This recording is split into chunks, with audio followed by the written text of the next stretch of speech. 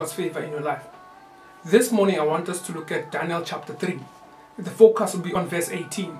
This is an account whereby Nebuchadnezzar, the king of Babylon, had given a decree that everybody who's in Babylon should bow and worship to the golden statue that he had made.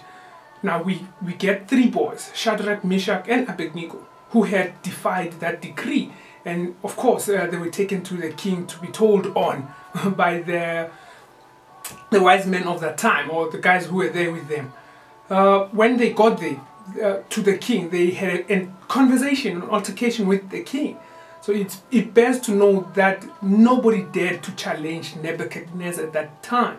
So these boys had a conversation with Nebuchadnezzar, explaining themselves why they refused to bow to the golden statue.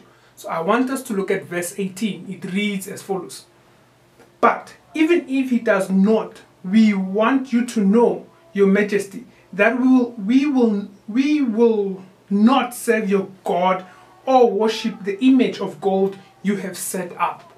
Now, that for me was really remarkable. That their attitude was that even if he does not come through for us, we will not worship your golden statue. So it made me to think, in the 21st century, our day and age, do we as believers have the same attitude that even if he does not come through for us, he's still God above all gods. He's still Almighty. John 10:10, Jesus Christ says, "I have come so that you can have life and life in abundance." What happens if you do not experience the life in abundance? Is he still? Do we have the same attitude to say, even if I do not experience the abundance that John 10:10 speaks about, he's still God? When you look at Isaiah 53 verse 5, it says, "By his wounds we have been healed." But even if the miracle or the healing has not yet been made manifest on our bodies, he is still God. Do we have the same attitude to say, I'll still serve him, I'll still worship him, I'll still pray to him, even if he has not come through for me?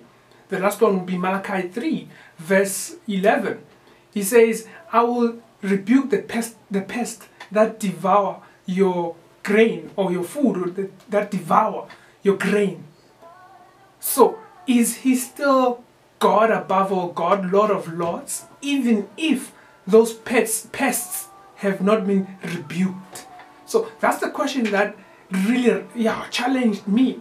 That do we serve God based on what he does? Is he a genie to us that whenever we rub the kettle and he does something for us, that's the only time that we worship, we pray and we adore him?